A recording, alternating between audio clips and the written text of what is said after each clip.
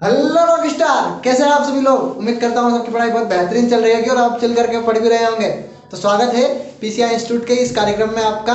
कार्यक्रम तो क्या ही दोस्त, कार्यक्रम ही चल रहा है सारा। तो मुझे उम्मीद है कि आप पढ़ के आए होंगे, पिछले रिवाइज करके आए होंगे। लेकिन मैं फिर आपको बता दूँ कि मैं आपसे बोलता हूँ भैया कि एक प्रश्न मैंने पिछला आपको थोड़ा सा रिकॉल करवाऊँ। और उससे पहले मैं आपको बताऊँ कि हमारे उसमें प्रश्न की अनुप्रस्थ काट का चित्र का क्षेत्रफल चित्र पूछा गया है हर बार। और उसी रिकॉल से मैंने आपको पढ़ाया भी था। मैंने आपको बताया था कि भैया प्रश्न में क्या हो जाता है, प्रश्न पालिकाएं पाई जाती है। एक प्रश्न में 200 से लेकर 250, 200 से लेकर 250 पालिकाएं लोब्यूल से पाई जाती हैं। पढ़ेंगे आप ना। और मैंने आपको बताया था कि इन पालिकाओं में 1 से लेकर 3 सेमिनिफेरस ट्यूबिल से पाई जाती हैं, जो आगे जाकर शुक्लजनक नलिकाओं का निर्माण करती है। ठीक है भैया, थोड़ा सा आपको रिवाइज करने की बार बार जरूरत होगी कि हम भी तो मानव है, भूल सकते हैं भैया। मानव ही भूलता है, मानव गलती करता है। ठीक है भैया, मुझे उम्मीद है कि आपने रिवाइज नहीं किया होगा। लेकिन मैंने आपको बताया था कि वह शुक्राणु और अंडाणु में अंतर बताया था, क्योंकि आपके एग्जाम में हर बार पूछते हैं। और मैंने आपको बताया था भैया कि शुक्राणु चल होता है संरचना में और अंडाणु अचल होता है। मैंने आपको बताया था भैया कि हम जो स्पर्म देखते हैं वो एक शरीर से दूसरे शरीर में जाता है, लेकिन अंडाणु उसी शरीर में रहता है और उसी में निषेचन क्रिया करता है। पढ़ लिए होंगे इतना।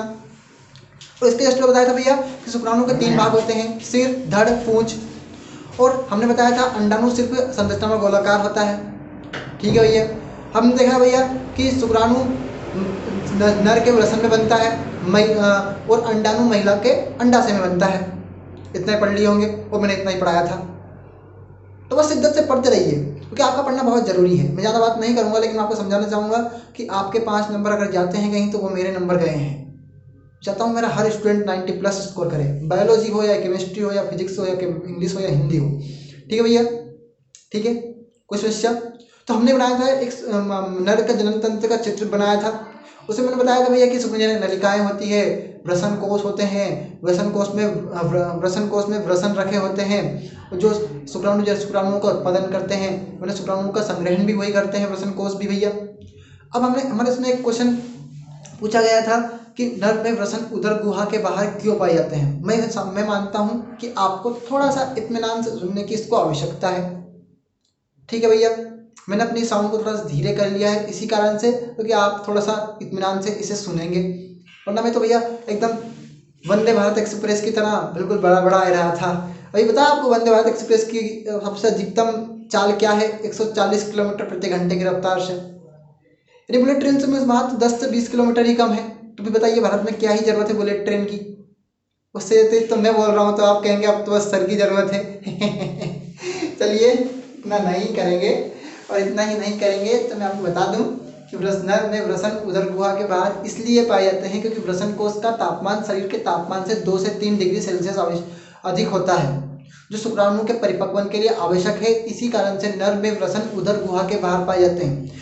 जब कोई बच्चा, कोई लड़का माता के गर्भ में रहता है तब उसके वृषण उदर गुहा के अंदर होते हैं, लेकिन जन्म लेने के बाद ही उसके वृषण उदर गुहा के बाहर आ जाते हैं। इसी कारण से कि उसमें क्या होता है, शुक्राणु का उत्पादन होता है, शुक्राणु का संग्रह होता है। शुक्राणु का संग्रह इसलिए होता है क्योंकि उसमें 2 से 3 डिग्री सेल्सियस तापमान आवश्यक होता है। ठीक है भैया, कोई भी समस्या, कोई दिक्कत? तो कोई समस्या, कोई दिक्कत है नहीं तो बढ़े आगे। और हमने बताया था अगला हमारा क्वेश्चन है भैया कि मादा जनन तंत्र को समझाइए भैया संक्षेप में। मादा जनन तंत्र को समझाइए। अब कुछ स्टूडेंट कह रहे हैं कि भैया सर आप तो लिखवा दीजिए कि नर में वृषण उदर गुहा के बाहर क्यों पाए जाते हैं। तो मुझे ये बताइए आप कि हर चीज की तो आवश्यकता नहीं होती है ना यार। किसी चीज को हम अगर दिमाग में छापने की कोशिश करें तो छप जाती है। थोड़ा सा अपने दिमाग का सदुपयोग तो आप कर ही रहे हैं, लेकिन उसे सही जगह पे लगाइए। मेहनत तो गधा भी करता है, मेहनत तो गधा भी करता है, लेकिन दिमाग गधे के पास नहीं होता है ना यार। ठीक है, ठीक है भैया। तो मादा जनन तंत्र को समझाइए भैया। इसी बात मैं समझा रहा हूँ कि आप शायद जैसे बनाएंगे, और जब आप बनाएंगे तो आप अच्छे तरीके से देखेंगे भी सही। ठीक है भैया, ठीक है। तो आज थोड़ी सी लाइट का झकाझोंक लग रहा होगा कि आज तो क्या ही लाइट लगा दी होगी, तो आज नई लाइट लगा है आपके लिए कि आपको दिक्कत नहीं होनी चाहिए। ठीक है, कोई समस्या होगी नहीं। तो महिलाओं में भी इतना कोई अंतर होता नहीं है, थोड़ी सी इसमें मिस्टेक हो जाती है कभी।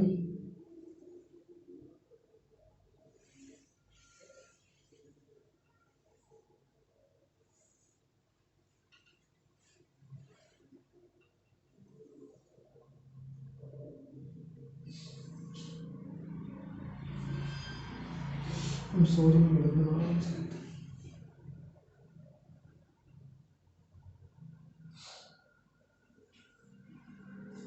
सही तो बना रहा हूँ दोस्त।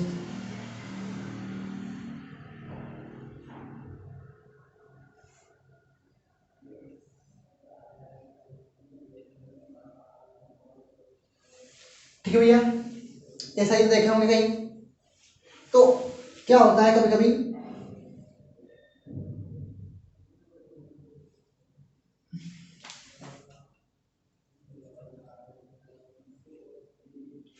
सर, इसमें एक ही होगा तो दोनों तरफ बना लूंगा तो कोई समस्या होगी नहीं उससे। ठीक है, ऐसा ही है। तो इसे बोलते हैं भैया क्या, लेबिया मेजोरा।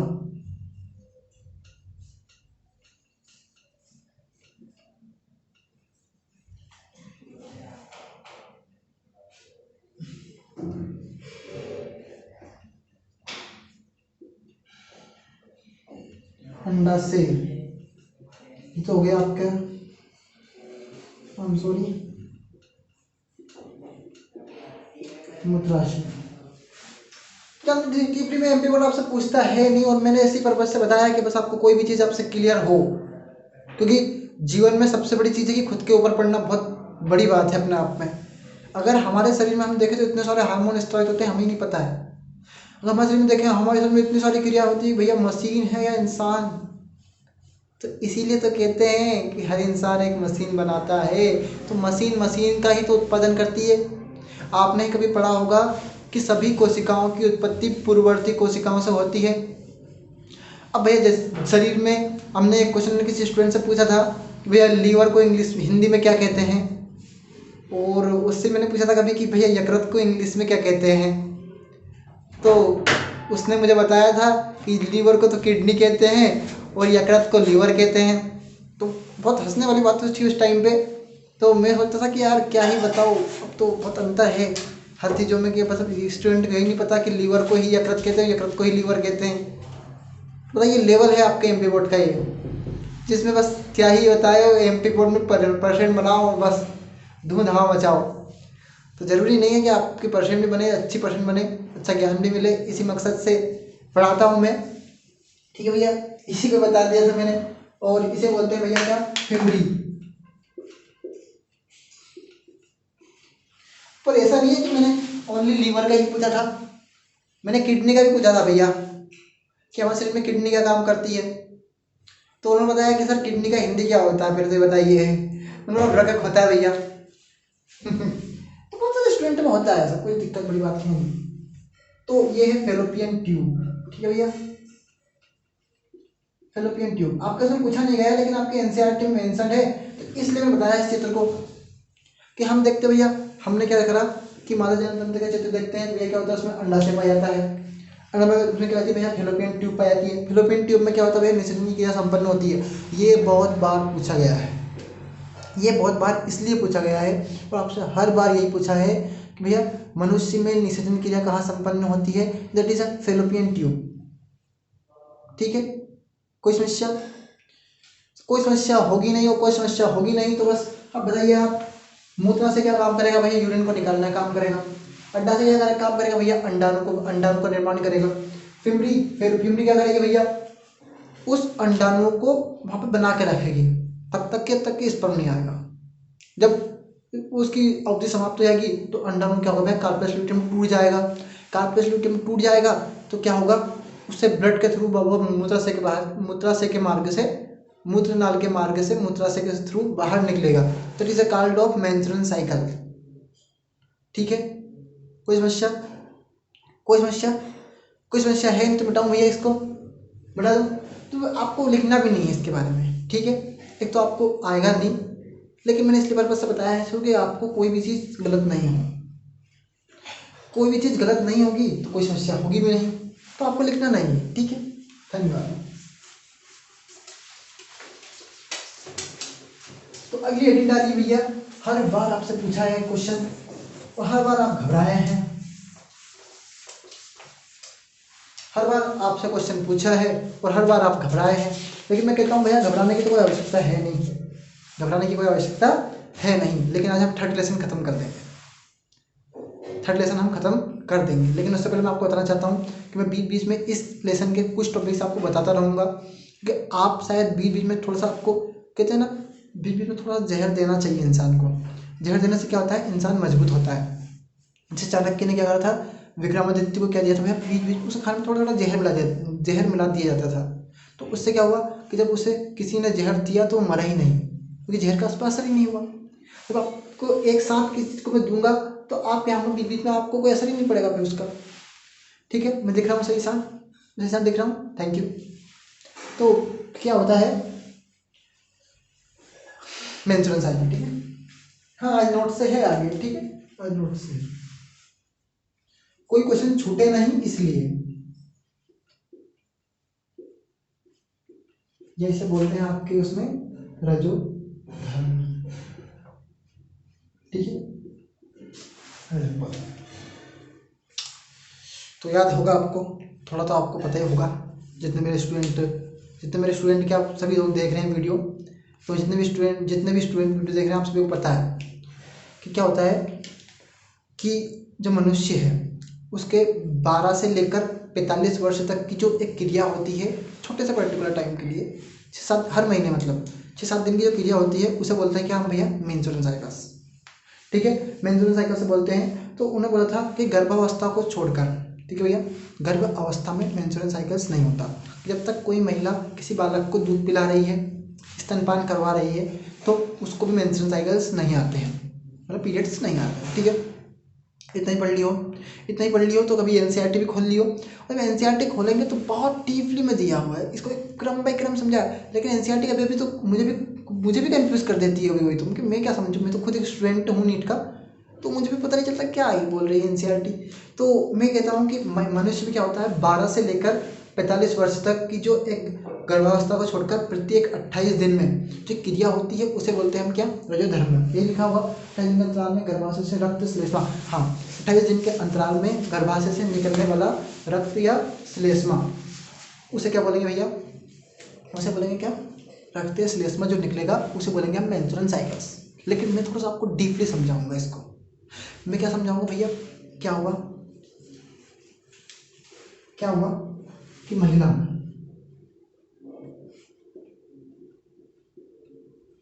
इसलिए लिख रहा हूँ कि आप शायद लिखेंगे इसे, तो जब लिखेंगे तो आप थोड़ा समझ में आएगा आपको, ये तो कोई दिक्कत नहीं है। जैसी महिला में प्रत्येक माह या 28 दिन के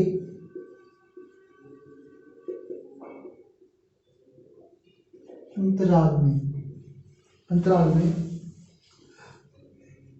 रक्त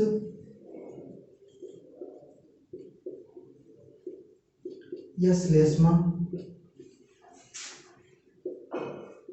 बाहर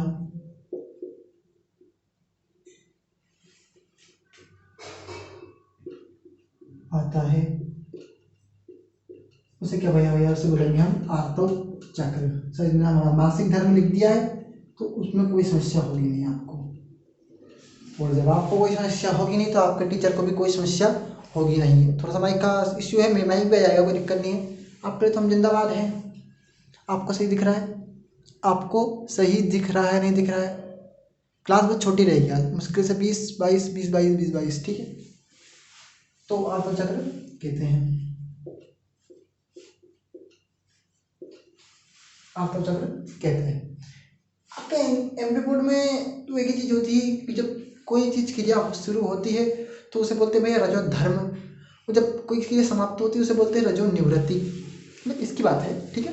तो मैं इसको थोड़ा सा डीपली समझाऊंगा, लेकिन आपके एमपी बोर्ड के हिसाब से परिभाषा लिख दूँ पहले, तो 2 से 3 नंबर में ही आएगा, ठीक है। जब किसी महिला में दिख रहा है महिला में आर्तव चक्र प्रारंभ होता है तो उसे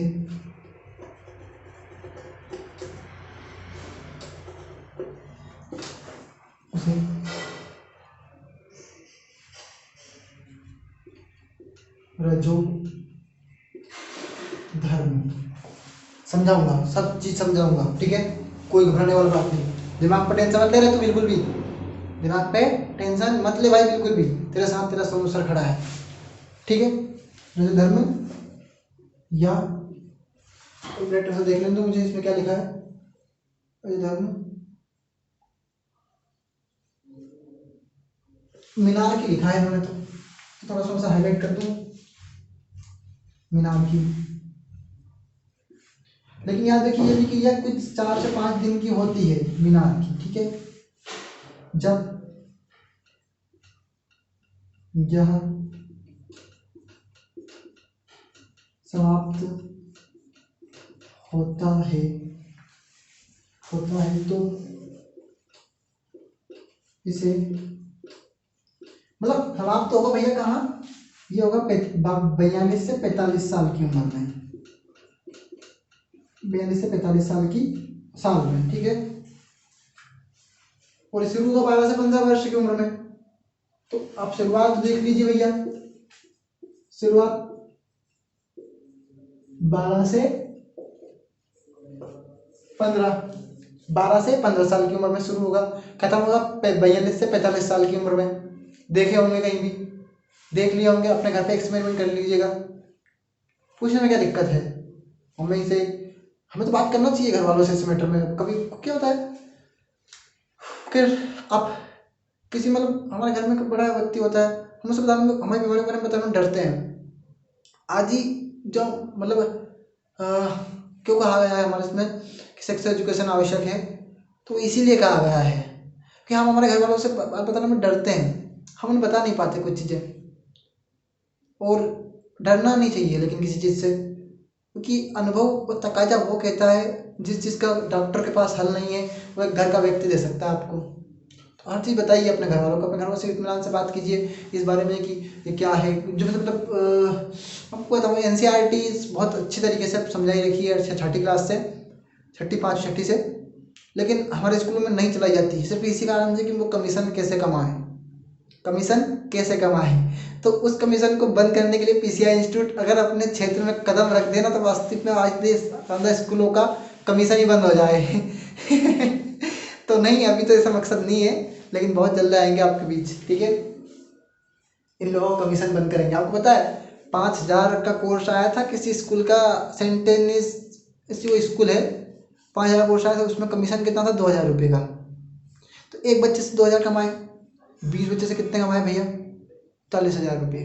तो टीचरों की तनख्वाह तो वो वैसे निकाल रहे हैं यार, तुमसे याद, एक टीचर की तनख्वाह निकाल ली तुम्हारे ड्रेस कोर्स से।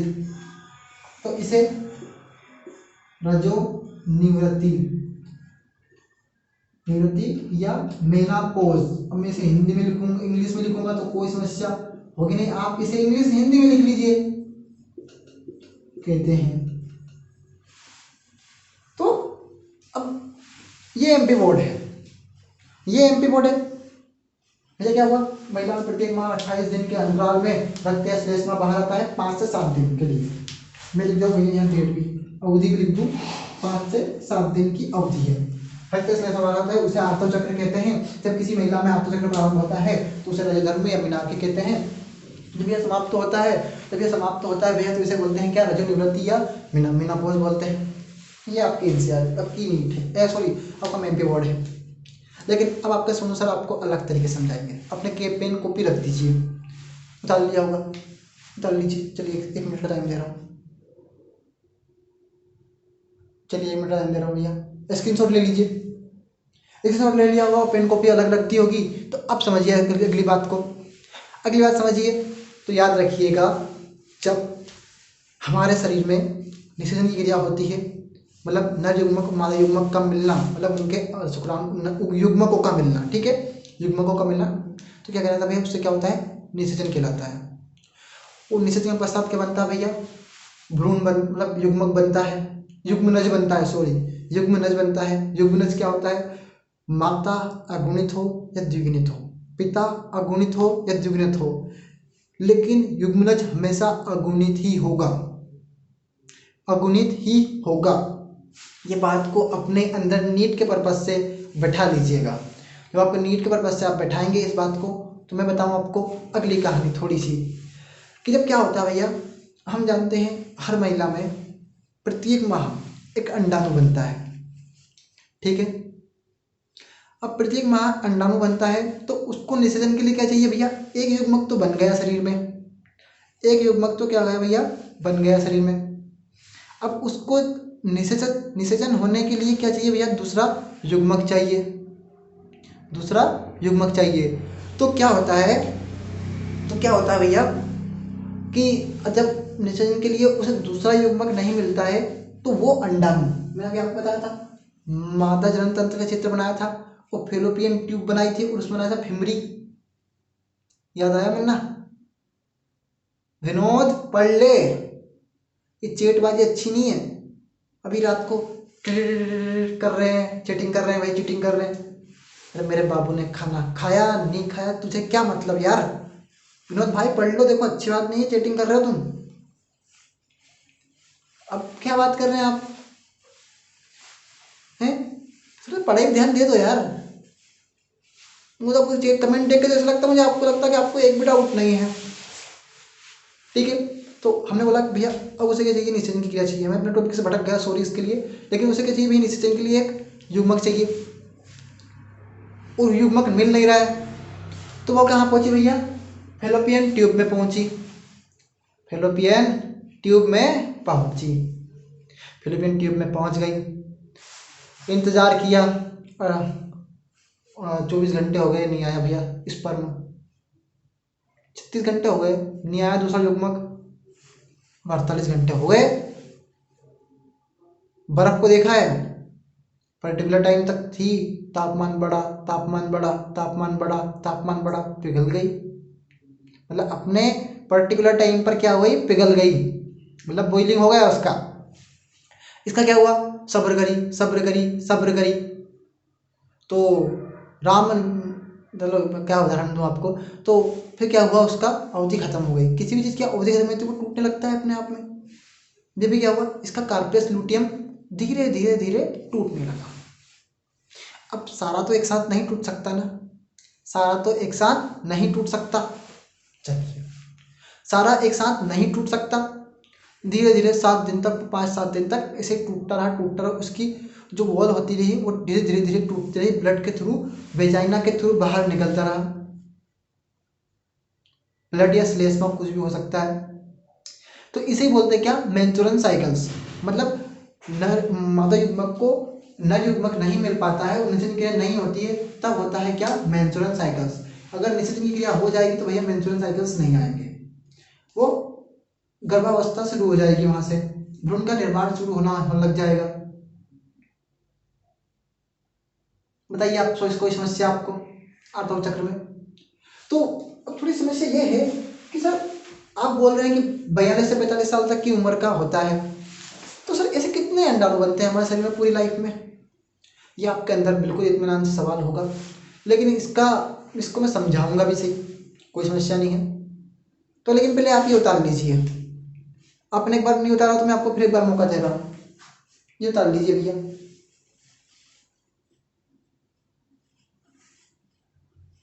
ये उतार लीजिए। तो उतार लिया होगा, मिटा दो भैया, मिटा दूँ, मिटा दूँ भैया, ठीक है मिटा दो भैया। तो मिटा दूँ, तो मैंने आपको बस इत्मीनान से समझाया है, जब मैंने आपको इत्मीनान से समझाया है तो अपना बल्ब स्टार्ट हो रहा है, लेकिन मुझे लगता है कि आपको कोई दिक्कत होगी नहीं, क्योंकि हमारे पास ऑलरेडी लाइट है।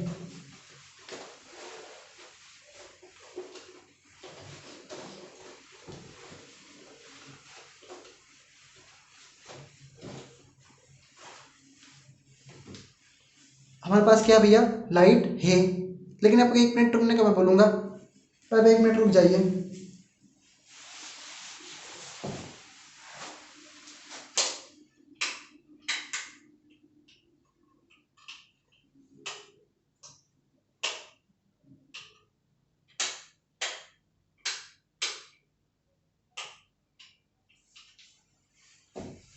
तो आप 1 मिनट रुक गए होंगे, जब 1 मिनट रुक गए होंगे तो आपको सब्र के लिए सॉरी, सब्र के लिए भैया आपको सॉरी। तो भैया क्या हुआ, 12 महीने, 12 sorry sorry sorry sorry sorry sorry भैया, एक साल में कितने 12 महीने मंथ। ये जनरल नॉलेज की चीज है, जनरल नॉलेज में नीट की चीज है, ठीक है भैया। 12 एक साल में 12 मंथ, ठीक है। तो क्या हुआ 42 सॉरी, अब आप जोड़ लीजिएगा 30 साल में, बंदा 30 साल का होगा क्योंकि अब तो 42 साल पर 42 साल के हमने जोड़ा है, तो यानी 30 33 33 33 33 इंटू 12, तो 12 तिया भैया क्या होगा 36, 12 तिया 36 और 4 40, सही बता रहा हूँ क्या?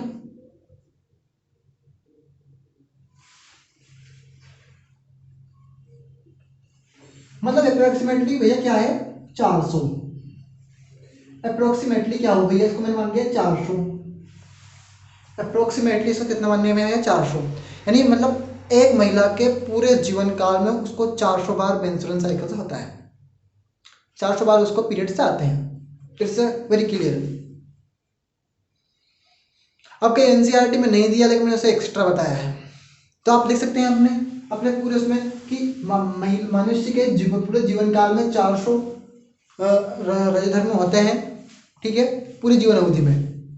पेपर में लिख के आएगा बिल्कुल दिल खुल करके वो आपको 50 नंबर देगा, ठीक भैया।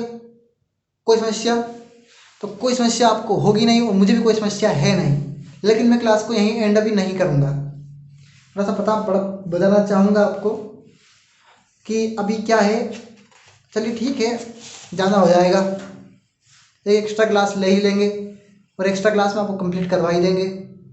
कोई समस्या भैया नहीं है? जो भी समस्या हो आप डाउट कमेंट सेक्शन में लिख दीजिएगा, देर सवेर जवाब दे ही दूंगा आपको, लेकिन आप पढ़ते रहिए, आपका पढ़ना बहुत ज़रूरी है। पढ़ने से आपको भैया आपकी क्या होगी, अच्छा लगेगा। जीवन में सब धोखा देते हैं लेकिन पढ़ाई कभी धोखा नहीं देती है, तो इसी मकसद से पढ़िए और इसी मकसद से लगे रहिए। All the very best, thank you.